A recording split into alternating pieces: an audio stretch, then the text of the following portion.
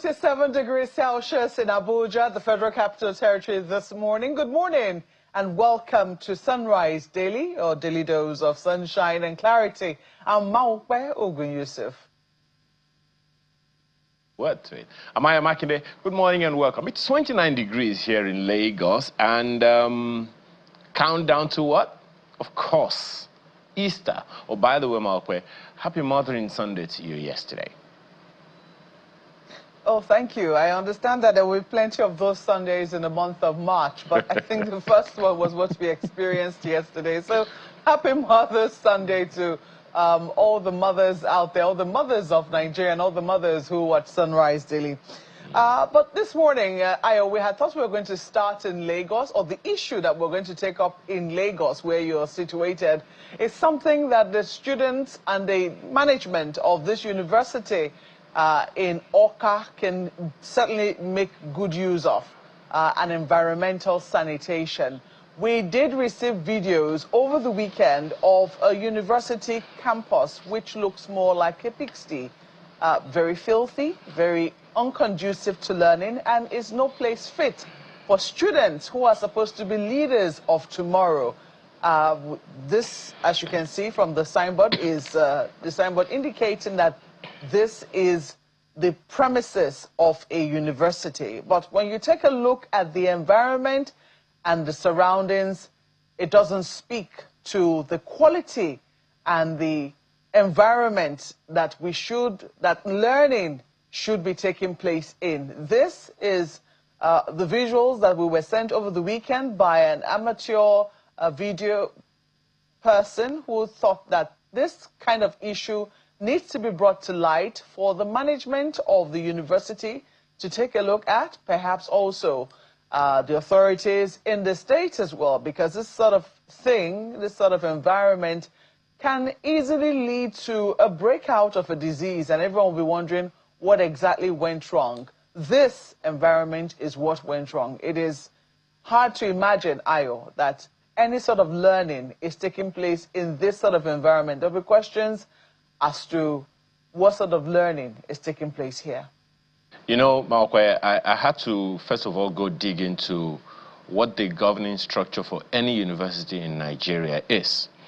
And as you rightly pointed out, this is Nnamdi Azikiwe University, Awka, in Anambra State, the capital city of Anambra State. It was originally, established as a state university, but taken over by the federal government the year after it was established.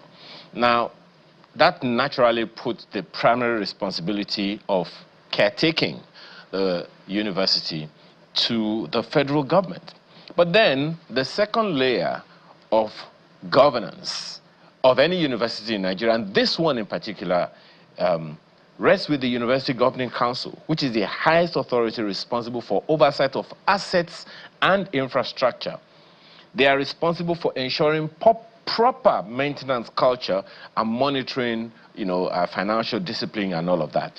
The Vice Chancellor of the university and the university management also handle day-to-day administration and implementation. They are responsible for infrastructure maintenance, facility management, and project execution, among several other things. But this is coming at a time when the federal government, the president, and of course the federal government have agreed that university lecturers should get a better lease of life. Now, when they go on leave, I beg your pardon, when they go on strike, we don't see these things. We don't see the negligence of university infrastructure by the people who are going on strike because they aren't getting paid enough.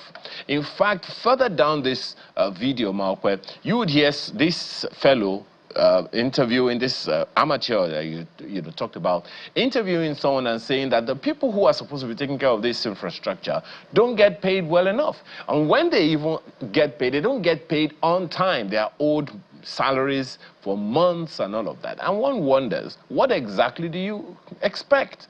I thought there is that saying that if you pay peanuts, you get monkeys. Are we even getting anything near monkeys? That perhaps also explains whether or not we are paying up to peanuts. So it's a question to ask. It's a university. The university is a city.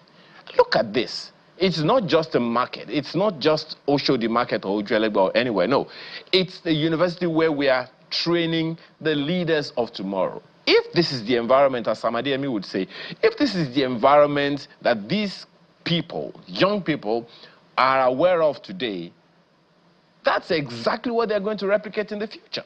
So what are we telling them?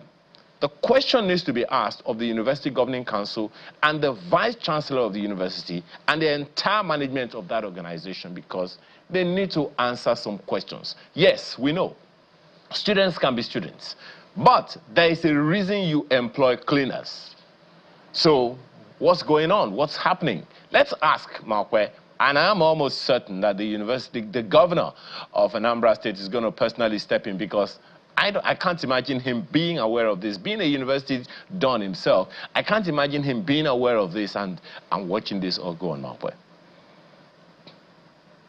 Well, let us hope that there will be an intervention and also an awareness created for the students, because ideally, I mean, even they should have shown some angst in the, on the environment that they are learning in, unless, of course, this is not considered out of the ordinary for them. This is considered normal. I do not want to believe that we have become so accustomed to dirt that we see such an environment and we think it is normal. There is nothing normal about this, particularly in a learning environment. I still remember growing up as far back as my primary school, and I remember one of the cleaners used to engage the students, engage us even as pupils, to say, come and help us.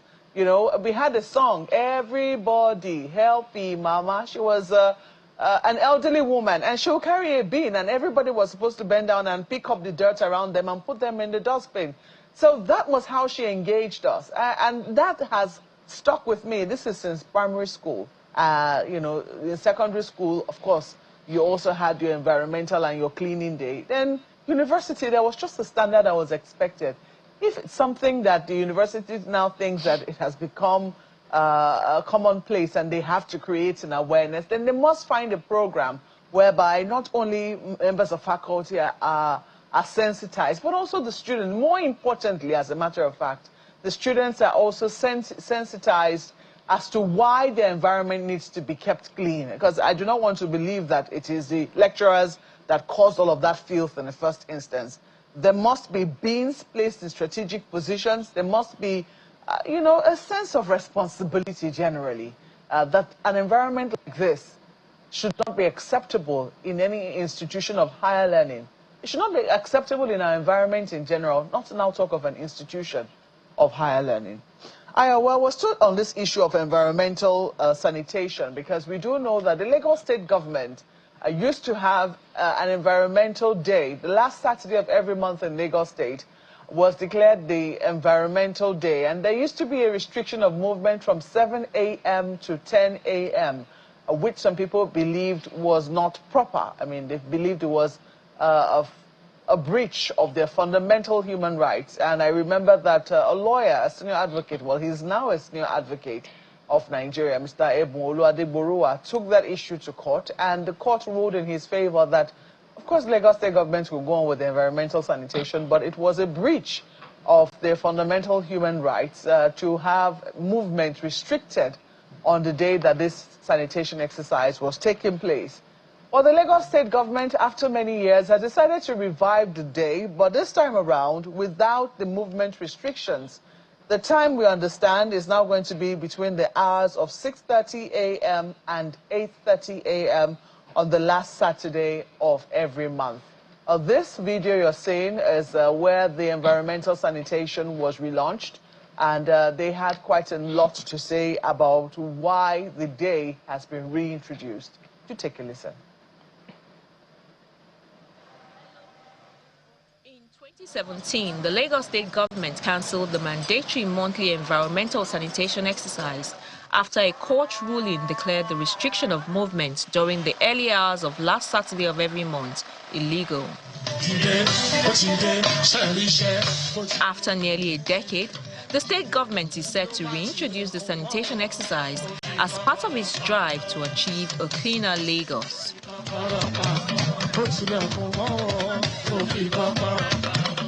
After years of struggling with an unkept environment, Governor Babajide Sanwo-Olu, alongside his deputy Kadri Hamzat, joined workers of the state's Waste Management Authority to flag off the reintroduction of the monthly sanitation exercise in the Mushin area of the state.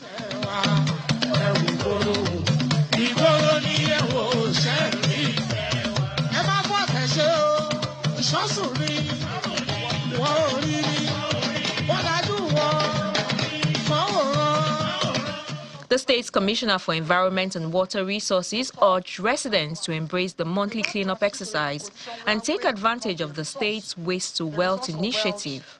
Waste, debt, and environmental challenges have become an existential challenge to us as a state. It's taken us over a year to debate, to talk, and to agree that it's time to reintroduce the monthly environmental sanitation. We're now transiting to a position where waste becomes a resource for wealth, a resource for energy, and a resource for compost fertilizer. Governor Sanwo-Olu expressed concern over the poor state of the environment in some parts of Lagos. He emphasized that every resident must take responsibility for maintaining a clean environment. You can see the condition on our streets, on our markets, our drainage channels, and our public spaces. They really reflect the seriousness that we need to take our responsibilities to one another and to the environment that we all share. In a city as large and dynamic as Lagos, of course, maintaining a clean and healthy environment must remain a collective civic duty. And I fought with some of my colleagues that it's not a political rally. It's not to come and mention anybody. It's a serious thing. He also warned residents to stop dumping refuse into drainage channels and on road medians. Actions as simple as disposing of our materials, our packets, our plastic bottles, our holds, wrappers, all of our solid waste can make a real difference. When waste is carelessly thrown on our streets, into our drains, the effect is that you see that no amount of work we do on this road, it will always remain failed. The government has also charged market leaders, local government officials, religious organizations and political groups to lead advocacy efforts for a clean and healthy environment, disease outbreaks across the metropolis, and encourage residents to voluntarily participate in the return of the monthly environmental sanitation exercise. Right now, we're going to be joined by a guest. Mr. Olajide Abiodun is a notary public and vice chairman of the MBA Ikorodu branch and the chairman of BOVC. Thank you so much for joining us this morning, Mr. Abiodun. It's good to see you. I do not know if you're excited about the reintroduction of the Environmental Sanitation Day in Lagos State. Can you give us your impression? Yes, thank you very much once again and good morning. I am very excited in one part, and the reason is because we have to be very factual. Lagos State is becoming very dirty. We have over 20 million people living in Lagos State. Every month, we have tons of waste piled up in the drains that gets blocked. Sincerely, it is not everything we should be fighting the government for. Sometimes, when we fight the government to a certain extent, and we see that there are no improvements, we should always look at the other way. So what am I talking about? The government is now coming out to say, it's a civic responsibility. I found out that there is a big difference between we from this part of the world and the other part of the world, let me say the English people, is because we have a knack of disobedience. If we make healthiness a way of life, it should not be a problem for us. Now the sanitation exercise is set to kick off. The very good thing about it is that they've learned from the past court decisions, the Court of Appeal decision in 2016, and that of SAN, Ebun Adeburuwa, at the Federal High Court in 2015.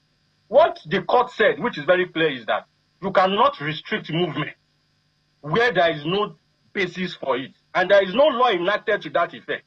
You cannot arrest someone for an offense that does not exist. So what is justifiable in restricting movement because you want to do sanitation.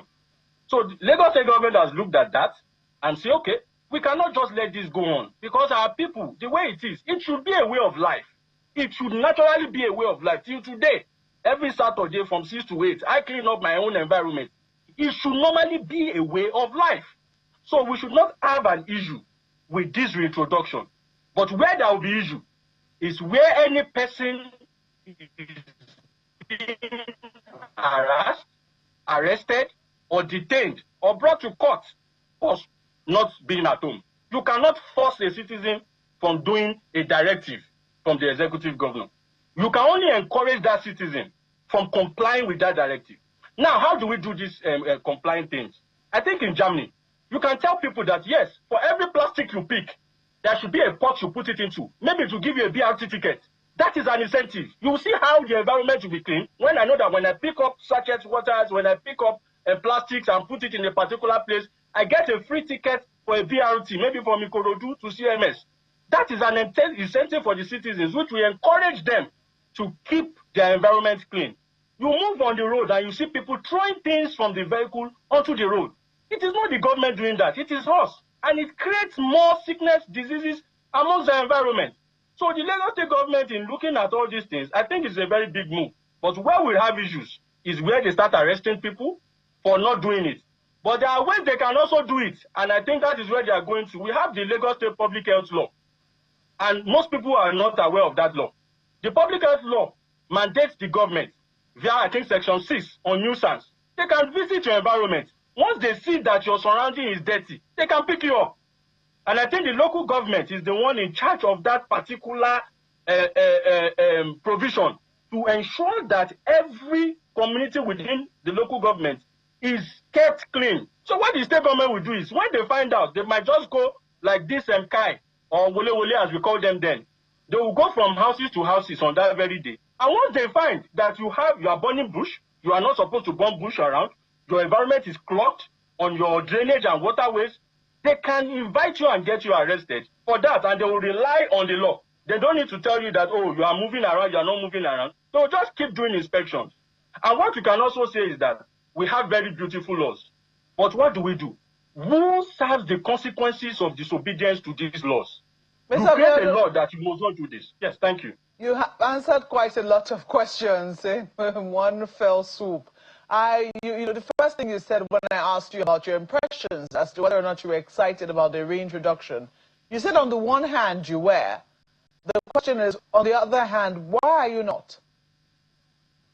The reason why I'm very, very excited is that I think the Lagos State House of Assembly appropriated a bill for environmental-related activities.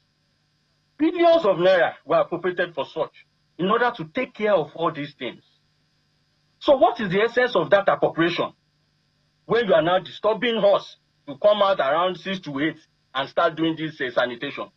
So where will that money go to? What will you use it to do? I can remember the current president, Bola Ahmed Tinubu, when he was governor then, when he started this stuff. I think they were sharing these bags, these disposable bags for free. Then they were giving it out for free then for people to imbibe that attitude in getting these things done. So that is the main reason why I am not so excited, in the sense that money is already out for the purpose of this cleanliness. So now you are now pushing the task on people to go and engage in doing this cleanliness when some huge amount of money has been appropriated for that effect. That is it. And who gets accountable for such funds? So that is where I'm not too happy with them. All right. I know Ayo also has questions for you. Over now to you, Ayo. Thank you, Mokwe.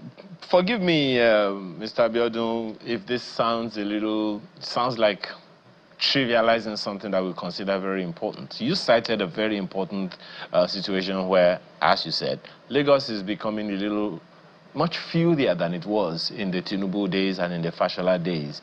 This whole restriction of movement suspension came, as you also rightly pointed out, during the Ambode government.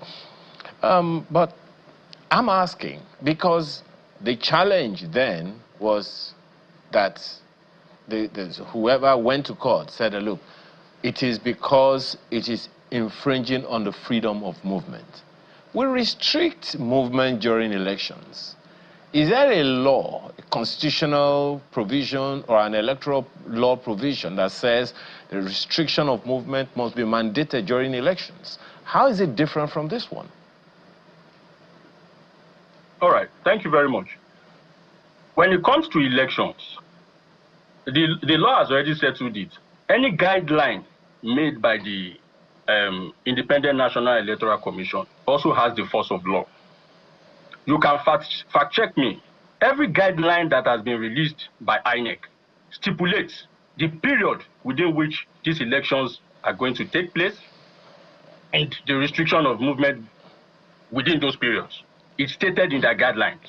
So except we challenge those guidelines, because frankly speaking, not every restriction or justification or law depriving a right is reasonably justifiable in a democratic setting.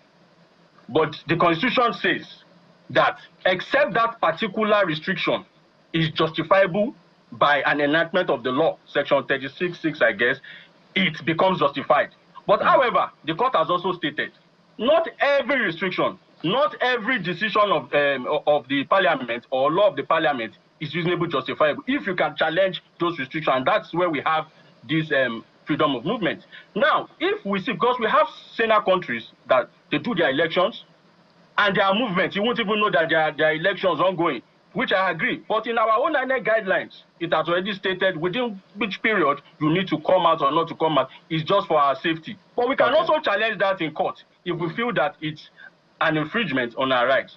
But now, as for sanitation, till today, there is no law. There is no law that restricts movement. Okay. Now, even if there is going to be a law, the provision in the Constitution that talks about freedom of movement already kind of caps that. But you also said that there is a state law that talks about health, public health law in the state. Now, because we also know, I mean, you cited it the other time, that the culture of cleanliness is something that we need to cultivate as a people. 20 million people in Lagos, I mean, we can just imagine how it's been. There was a time when Lagos was like the capital of filth in the country. It got better under the Tinubu-Fashola days, and it would seem like one way or the other it's all coming back now, hence the action of the state government, the Lagos state government now to bring that back. What can we do? What must be done to bring back the days of those compulsive cleanliness by the people? Because if we chose ourselves to be clean, it'll be a different thing. On Thursdays, every Thursday until 10 a.m., all markets are closed. At least a good number of markets are closed for the same purpose of environmental sanitation. And no one has cried foul about that. So I'm wondering, what are your thoughts? Now, let me pick it up from the issue of markets. You know, when you're operating in a market, there are usually guidelines, bylaws that control the said market. Now, you cannot operate a market and your market will be very dirty and filthy and you expect patronization. So amongst themselves, they have associations, so they agree amongst themselves. Generally, they agree that, okay, Thursdays should be set. It's not a law set aside by the government for them. Amongst themselves, marketers, they agree, and it has become a way of life from the onset that from so-so period to so-so period, the shops will be locked. Where, however, they will not arrest anyone. They won't arrest anyone. They won't detain anyone. They won't harass anyone. Only thing is that you will be fined according to each market associations. Now, as it comes to restriction, environmental sanitation for citizens, the way I feel it can work for us is, one, we must have massive sensitization for citizens to be aware of the dangers of a filthy environment. Massive. Two, I also stated, let there be incentives for cleaning. In fact, those you won't send message will come and do it for you. Let there be little incentives for cleaning for citizens. That, oh, we'll keep giving some CDAs, the most clean CDAs, the most clean this, the most clean that, the most clean streets and what have you. Let government not make it something that is very, very mandatory and so much that it will make citizens piss off. Now they have learned from the past.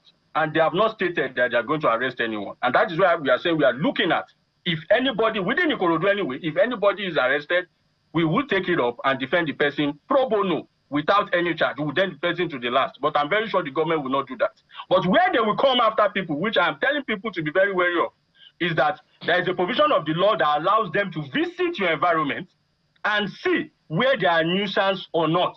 Once they found that your environment is not clean enough, they'll pick you up based on that and charge you based on that particular provision where it is clearly seen.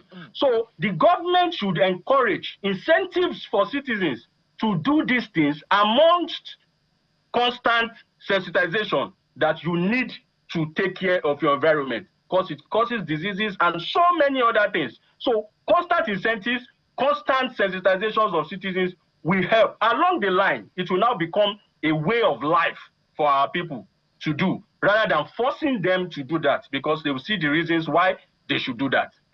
Well, talking about incentives, and this will be my last question before I take you back to Malcolm.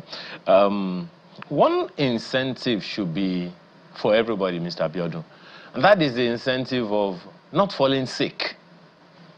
Mosquito-borne diseases are a function of poorly maintained environment.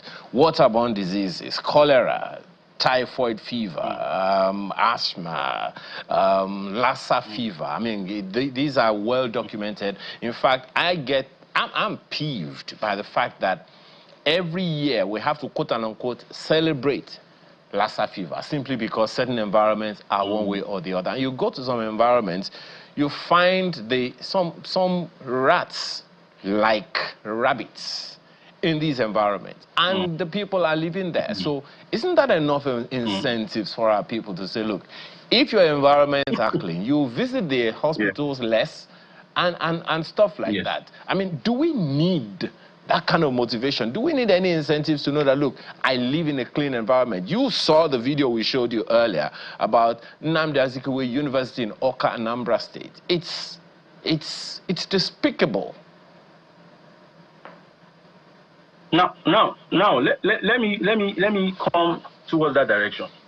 I have come to realize now that when I was growing up, and it has to do with our own bringing from the family. When I was growing up, my parents, my grandparents will ensure that every weekend we come out, till date, we come out to do some domestic chores and clean our environment. It is a way of life that we must imbibe on our children and those to come. Because if we don't do that, we will be the one to suffer the brunt. It should be a way of life. We have seen it that, in fairness, Nigerians are surviving. Nobody is living. So they don't care if they have a rat that looks like a rabbit. But we need to ensure and make them understand that there is more to surviving than living. You would really have to live to survive. So that's it. There should be all sensitization amongst the family that it is a must. You take care of your surroundings, and there are some things you should not do. Basically, and from schools, we are going to have that. So once that is imbibed in someone, with me, even if I'm eating in my vehicle, I dare not throw it out. I put it in the vehicle. But some, they will eat, they will throw it out because they don't see it as an issue at all. But you will get to the UK, you want to even dispose of some items that you don't need.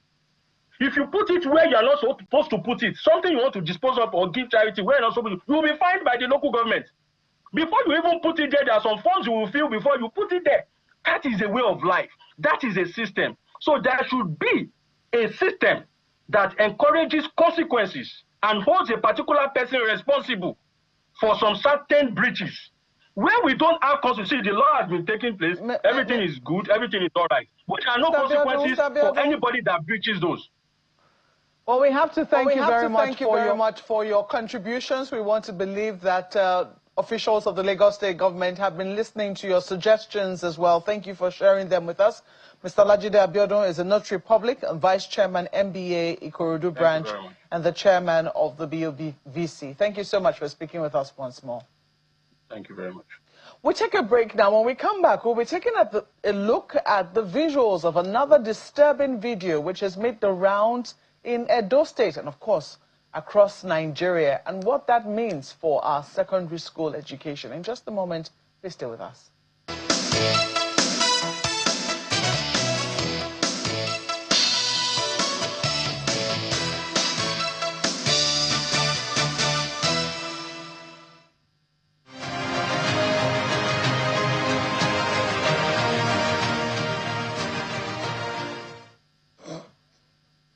A recent video recently surfaced on social media showing a video or showing a student being flogged, hit on the ground, kicked in the stomach, and stamped on the head and rib by fellow students.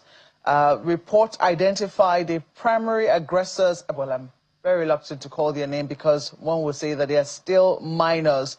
But we see that two students were busy hitting a victim who appears to be another student, and another student was filming that particular incident.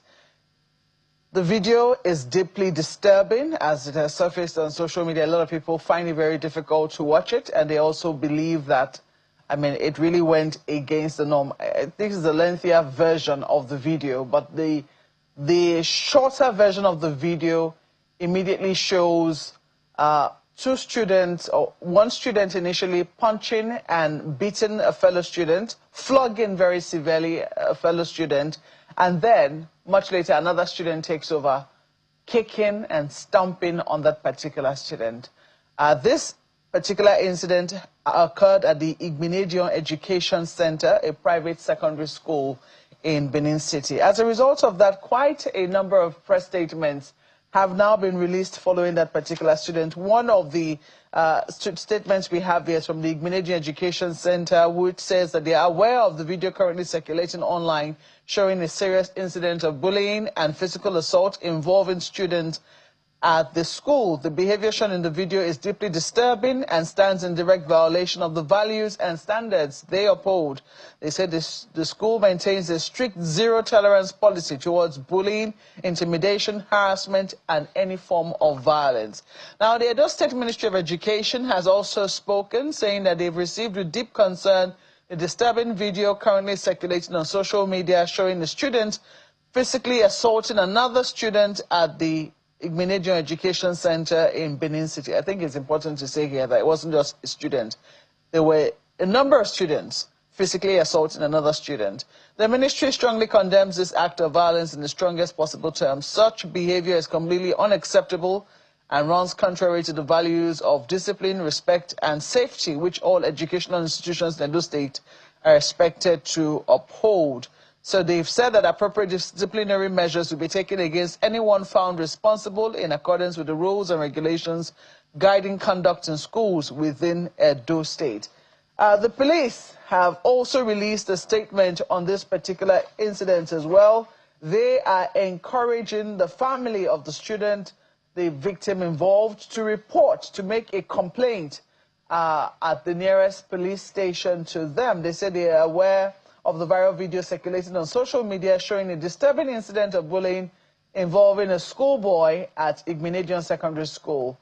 They say they're going to proceed to the school and commence a detailed inquiry into the matter. They also want the general public and the perpetrators involved in the bullying incident, they will be arrested and made to face the law accordingly in line with their respective ages and in accordance with the provisions of the law. So these are some of the statements, reactions we have seen in the wake of the reception of this particular, oh dear, it does look like there was an orgy of bullying, as it will seem. But this is what we're currently seeing, and very, very disturbing. Right now we have joining us Mr. Kasim Afegba, who is the Commissioner for Information in Edo State, to speak on this particular incident. And we'll also have joining us all the way from the United States, Dr. Maimuna Yusuf Kadri, who is the psychiatrist in chief, Pinnacle Medical Services, and runs an online consultation platform, How Body. Thank you so much for joining us, Dr. Maimuna. Thank you. Good morning, everyone. Good morning, Nigerians. Well, Mr. Afegwa, this is what we're seeing emanating from Edo State. Quite disturbing, very worrisome, because this is not the first time, we have heard incidences of students being bullied, but from such a prestigious institution, it's very worrying, looking at the fact that the students look like they're almost the same age, and that the severity of what we saw on video looks like something that should worry every well-meaning parent, every well-meaning Nigerian as to how did we get here and what is it that could have, informed this sort of behavior by fellow students? Well, thank you very much, Mark, and good morning, Nigerians. It's quite disturbing when we heard the news and we saw the clips of that video. We're just wondering what could have warranted this. But again, your other guest, Dr. Mimuna, may offer us some good therapy or rational reasons why students behave in such indisciplined way, such manner that you will have to be bullying your fellow students. It is very unacceptable. There will be no justification for that kind of treatment. We took, almost immediately we took an action that, led to the expulsion of the students involved. But it's not just about expulsion. We also directed the police to make sure that those students are properly arrested and they should be made to face the full wrath of the law. They should be prosecuted. This morning before I got here, I also placed a call to the Commissioner of Police to be sure that they are taking steps. I know they have issued a statement before now. The Commissioner of Police told me this morning that he's expecting the parents to bring those students involved, the culprits, and that they will charge them to court after they've concluded their investigation, and the full wrath of the law will be brought to bear on them.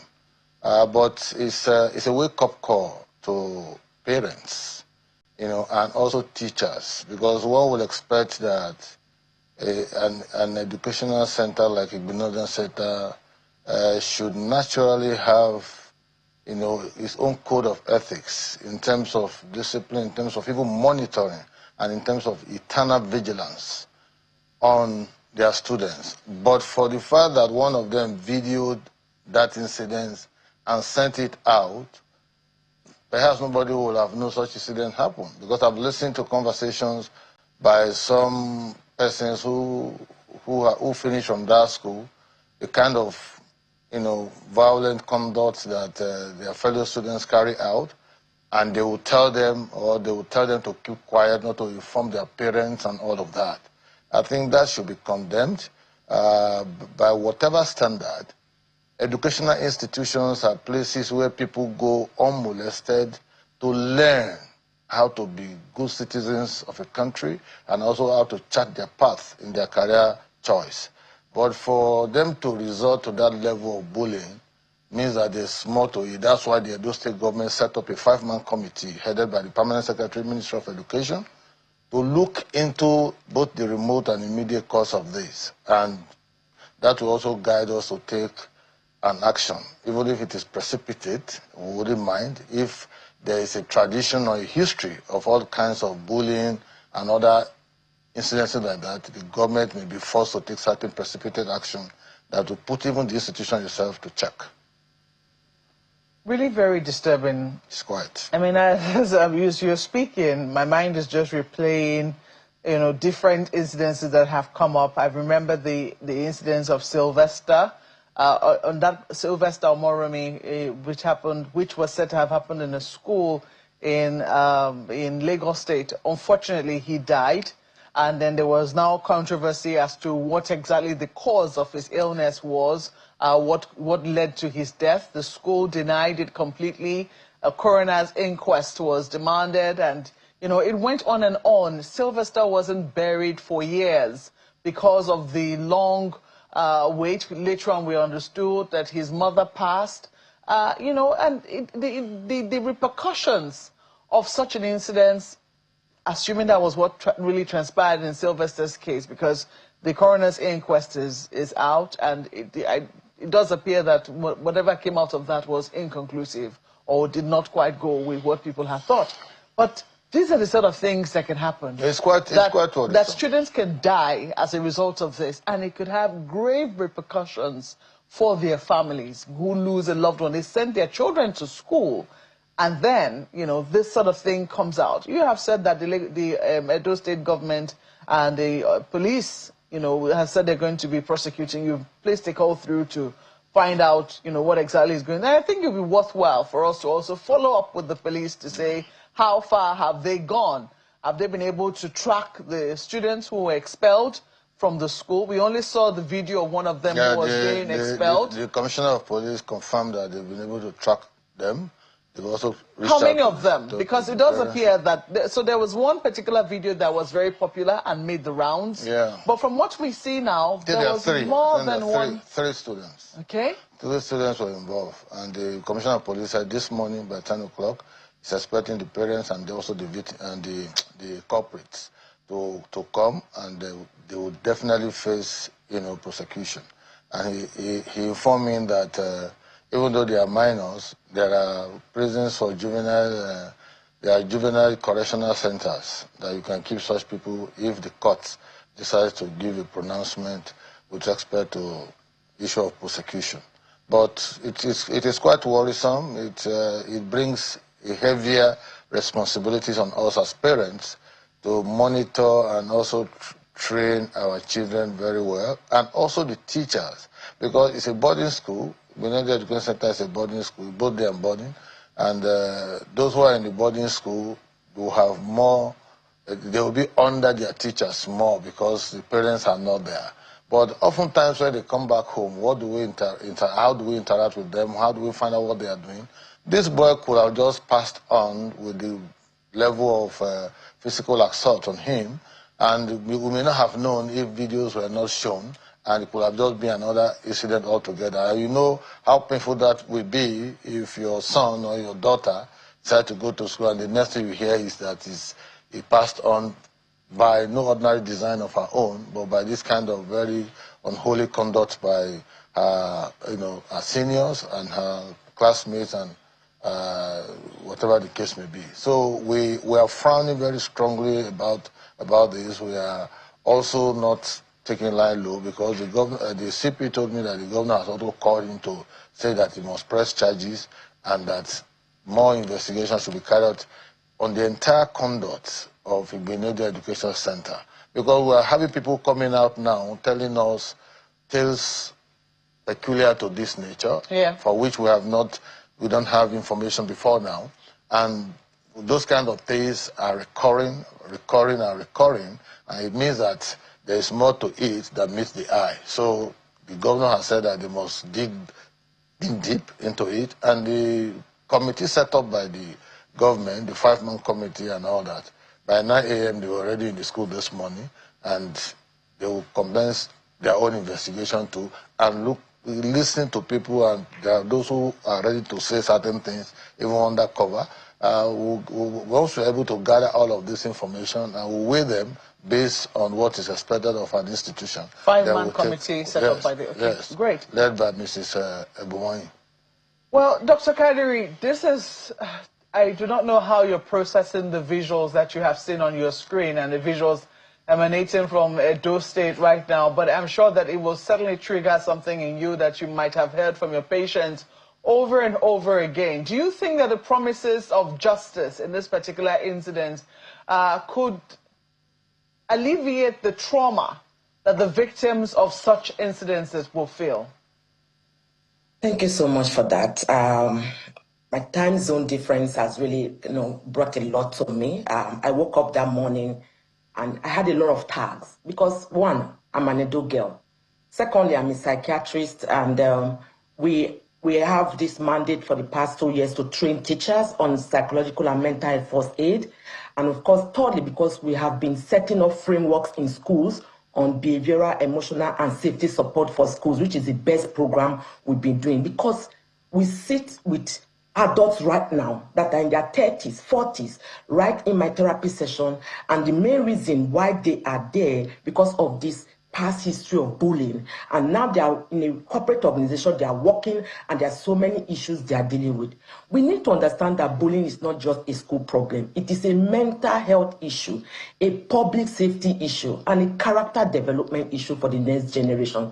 Because bullying does not just bruise the body, it rewires the mind and shapes how a child does years, for themselves, for many years to come. Why? Because one moment of humiliation can stay in a child's memory longer than the years of praise. Studies tells us that half of all mental illnesses start before the age of 14 and two-thirds before the age of 24. So that video was highly triggering, highly disturbing. It was just not acceptable. Yes, arrest has been made. Yes, 5-man committee members have been set up. Yes, the parents are going to bring them to the police station and all that. Yes, if they are found wanting, the juvenile court will take care of them. Is that enough? No. We need, in fact, this is the time now that the Nigerian government need to revamp completely our educational curriculum. We have psychological and mental health under social studies where it's just like a page or two. We need to bring mental, psychological and mental health into our schools where we walk the talk. We will start teaching it. We start teaching emotional intelligence. We start empowering not just the teachers but also the students, because when a child wakes up, two-thirds of their waking hours is in school, Monday to Friday. So the teachers have to be empowered enough to pick up these early signs and symptoms. Bullying, I need to let us know, does not take place when adults don't condone it. Because what is the system put in place? What are the policies in place? How do students report those cases? Are they cancelled when they go to the teachers to talk about it? Do they listen to them? When parents are told and being bullied, do the parents say, what do the person have to go back and fight? So adults have a very major role to play in it. So yes, this laws, police case, they are going to be arrested and all that. But we need to go back and revamp our curriculum to institute emotional intelligence, psychological and mental health, first aid into schools, train our teachers so that they can be equipped with what they need to do. And of course, our students, create that safe space for them to report without them being ostracized. And there's a safe space for them to speak up and speak out that is confidential. And of course, nobody will be apostolic towards them and criticize them.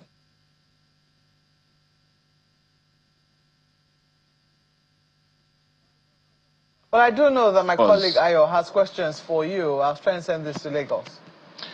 Thank you, Malkwe. Well, Mr. Afegwu, I'll come back to you very quickly. Last year, the theme of the Children's Day was Speak Up, Stand Up, Speak Up, Building a Bullying-Free Generation. It was, I'm actually reading this from the President's speech of last year, and he referenced a number of things. He referenced the Child Rights Act, referenced the National Policy on Safety, Security and Violence-Free Schools and all. So I'm wondering, Mr. Afegwu, if this is something that we have, that has been domesticated to the best of your knowledge in Edo State, because this is not just something that is happening that we are unaware of. Let me speak first from the government side. Is this something that government, because the president also said in that same speech, he said that the students should be free to speak up and that they will be defended. He said, and I quote, "Your dreams matter, your voices matter. No one has the right to hurt, silence, or diminish you. If you are bullied or harmed, speak up. You will be heard and protected." I'm reading straight from the speech of Mr. President on Children's Day 2025. The president can't be everywhere. There are universities, secondary schools in states. Is this something that you think maybe Edo State has domesticated? We have. We've taken not just because the president said this, but naturally, in the educational sector, you have a strong, department for supervision, going around schools, particularly public schools, to know what's happening. If there are incidences such as this, if there are news that they will want the government to know, and government also has, a kind of feedback mechanism from some of the teachers without others knowing what they are doing, just like some kind of putting some kind of mold into some of these public schools.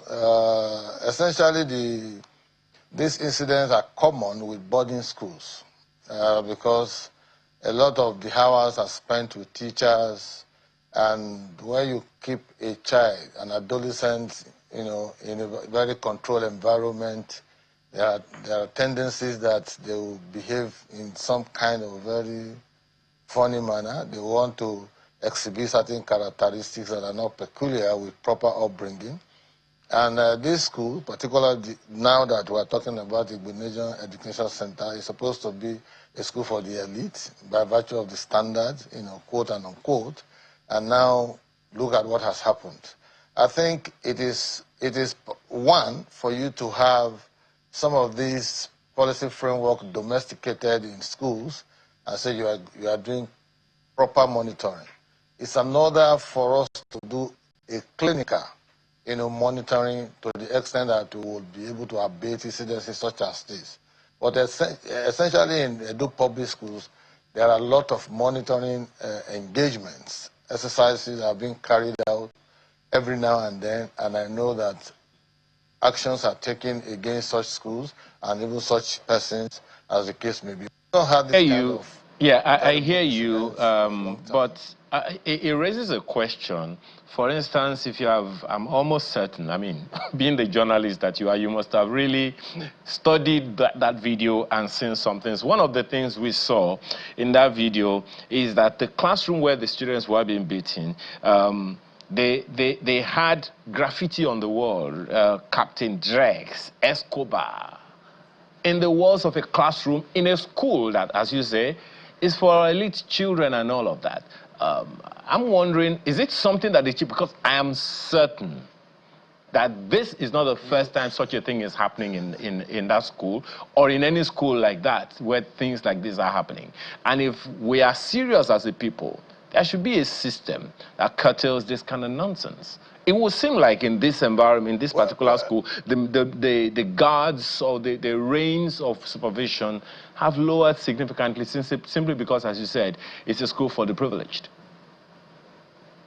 Well, it's like you are just reading my mind, because while we were sitting at the studio here watching that particular video, when I saw that graffiti, I was wondering, how could this kind of a room exist within a school and teachers have not taken, steps to ask or prove further what could be the rationale for all of those kind of graffiti.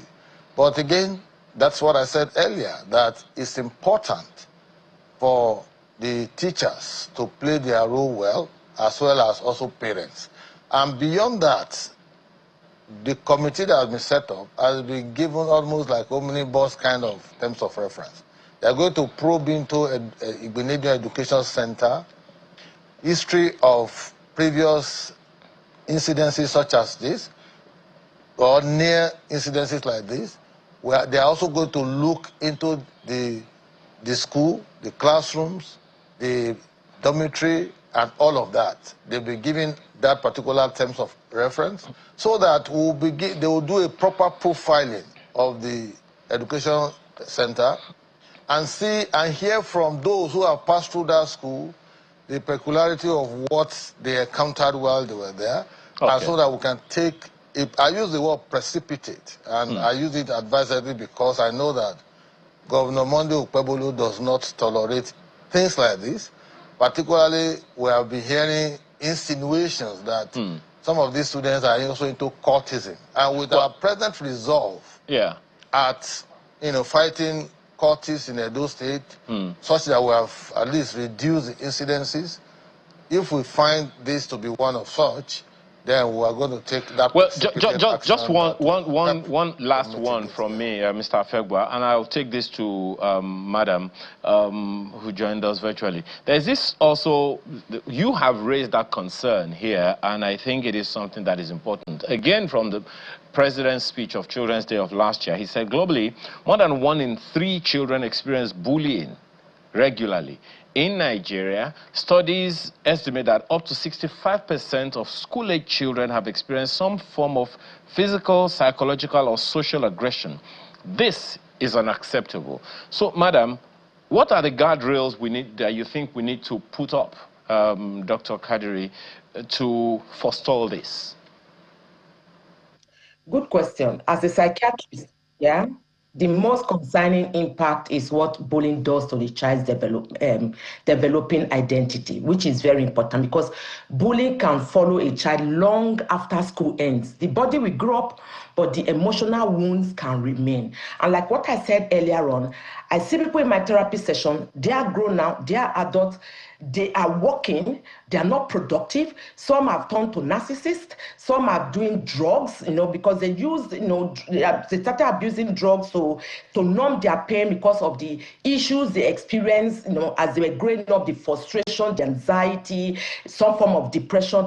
It has even gotten to a stage where some even got suicidal. It's not everybody that's alive to come and talk about their story. So it's important that we look into right now if this is social media has brought this to fore, because if without social media, I'm sure we wouldn't have heard about this.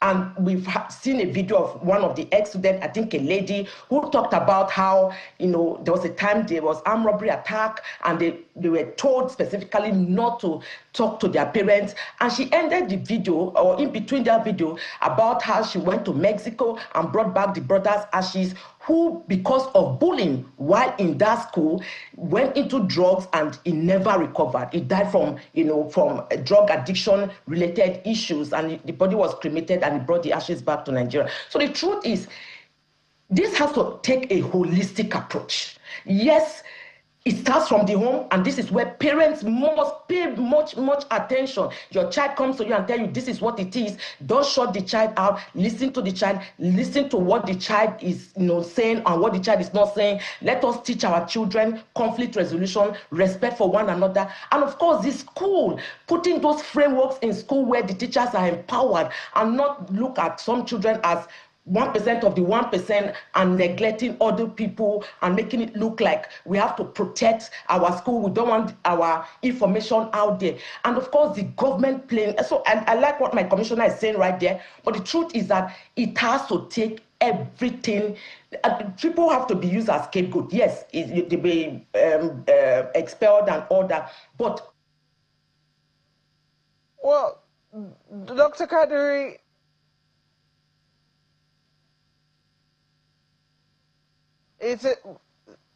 thank you so much for your contributions this morning. This certainly is an ongoing matter. It's something that we need to follow up with the Edo State Police to also find out what exactly is happening there. But we have to thank you for your contributions this morning. Dr. Maimuna Yusuf Kadri, Psychiatrist-in-Chief, Pinnacle Medical Services, and convener of How Body. Thank you so much for joining us this morning. And we also have to thank Mr. Kasim Afigwa, Commissioner for Information in Edo State. Thank you once more. And I can assure you that we'll give you update on this from the We will be expecting that. We will be expecting that. Just angle. Thank you so much. We have to just also mention that we see an apology from one of the families of the students involved. The Asoro family has written a heartfelt apology. That's what they titled it. A heartfelt apology from the Asoro family to the victim of one of the students. They are practically embarrassed, and they are shocked, and they are sad, and they're deeply ashamed of the conduct of their ward. And they say they are having very strong discussions with their son at this particular time. But as we said, this is an ongoing discussion. Thank you so much for watching this morning. I'm Maokbe Ogun Yusuf. And I'm Ayo Makinde. Straight to business this morning.